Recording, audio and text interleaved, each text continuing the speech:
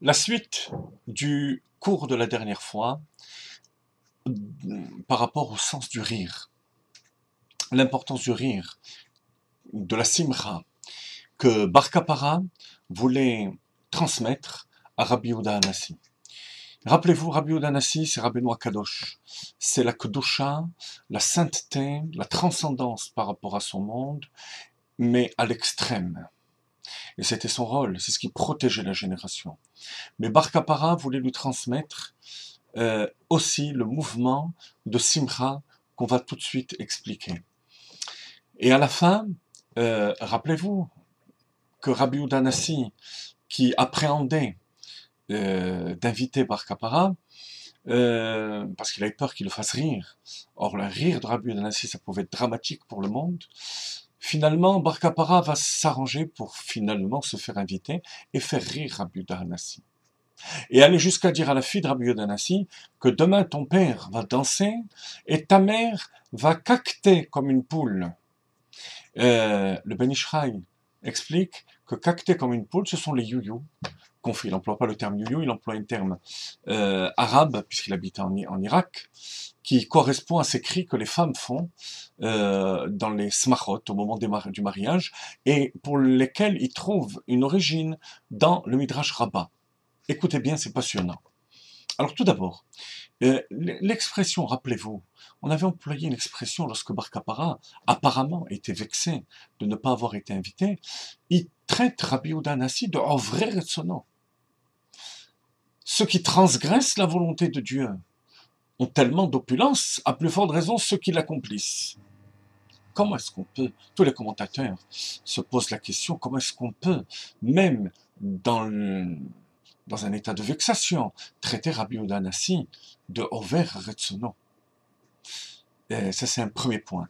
Deuxième point, au moment où Bar Kappara se fait inviter, je vous suggère d'ailleurs, pour ceux qui n'ont pas écouté le dernier cours, de le revoir, parce que c'est la suite du cours de la semaine dernière. Il dit, si ceux qui accomplissent la volonté de Dieu dans ce monde-ci ont tellement d'opulence, à plus forte raison dans le monde futur. Qu'est-ce qu'il veut dire par là? Alors, par rapport à ces deux questions, le Chassidut explique que Ovrei Retzono, on peut expliquer Ovrei Retzono, mais de manière positive. Over, ça ne veut pas dire faire un péché, ça veut dire passer outre. Alors, lorsque c'est dans le domaine négatif, passer outre, ça veut dire transgresser, ça veut dire faire un péché. Mais il y a passer outre dans le sens positif. Il considère que Rabbi Yehuda Hanassi est allé à l'extrême de la volonté de Dieu. C'est le mouvement qu'on appelle dans la Chassidut de Ratso. Ratso à l'extrême. Il manque l'autre mouvement. Chauve, revenir vers le monde. Pour ça, il faut la simcha. La simcha, c'est le dévoilement. Parce que toute cette élévation de Rabbi Yehuda Hanassi, rappelez-vous qu'il avait fait le tikkun des 24 tsiroufim de Shem Adnai, élever la malchoute jusqu'au Keter. Mais tant que c'est pas dévoilé dans le monde, par la simcha, alors on n'a pas encore accompli le but. Il faut réunir le ratso et le chauve. À ce moment-là, le Ben Ishraï explique. Bar Kappara aura réussi à révéler que Rabbi Yehuda Hanassi a fait tout ça les Shem Shamayim.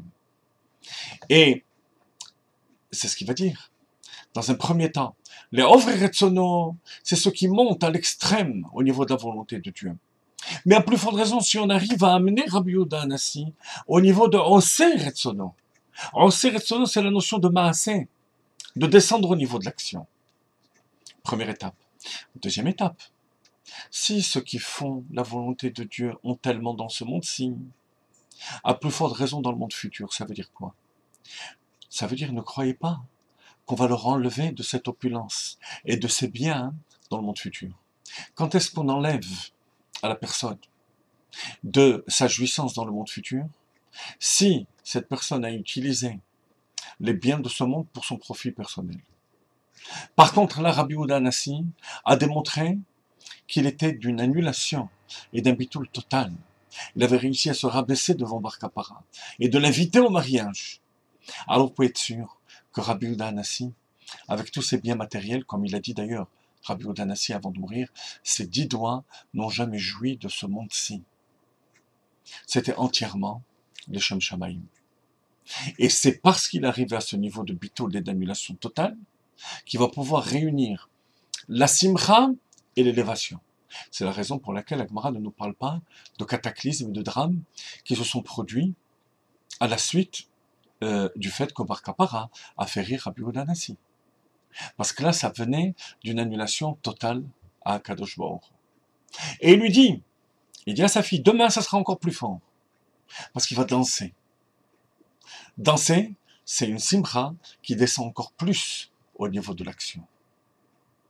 Et les yuyus, qu'est-ce que c'est les yuyus? Le Midrash dit que lorsque Yaakov Avinu se marie avec celle qui croit être Rachel, il se trouve que c'est Léa. Et c'était l'habitude, la coutume des femmes de crier le nom de la mariée, mais de manière très aiguë. Et ça donnait Héléa, Héléa, Héléa, en prononçant rapidement Hélia, Hélia, Hélia, en le prononçant comme une femme sait le faire, eh bien ça fait le youyou. Pas le mot youyou, mais le terme, le cri qui sortait comme une poule qui caquette. Et ça, le Ben Ish Chai dit, c'est quelque chose de très profond. C'est amener la simcha qui va permettre de faire descendre Léa au niveau de Rachel. Alors, c'est l'objet de tout un cours à part entière, mais je vous explique rapidement quand même de manière succincte. La Kabbale explique, la Chassidoute développe, que Léa, c'est le monde de la marshava, de la pensée. Donc l'élévation spirituelle. Rachel, c'est le monde du dibour, de la parole. De la parole et de l'action. D'ailleurs, c'est l'actualité, puisque certains ont l'habitude de lire le tikkun de Rachel pendant les 3 semaines. Tikkun de Rachel. Alors que d'habitude, c'est le tikkun de Léa, dans Tikkun Chatzot. Et Yaakov voulait se marier avec Rachel. Parce que le but, c'est de descendre au niveau de la parole et de l'action. Il a fallu qu'il passe par Léa, qui est le monde de la marshava. Mais pour que Léa puisse se marier avec Rachel, il fallait descendre le monde de la marshava, de la pensée, au niveau de l'action. Et ça, on le fait par les yuyus. Alors, lorsque vous entendez nos mères ou nos grands-mères crier les yuyus au moment du mariage, et exprimer leur simra, bien sûr de leur côté, du côté des dames, il faut savoir que minhag, de vieilles femmes, comme dit le Rashba, c'est extrêmement profond et extrêmement haut.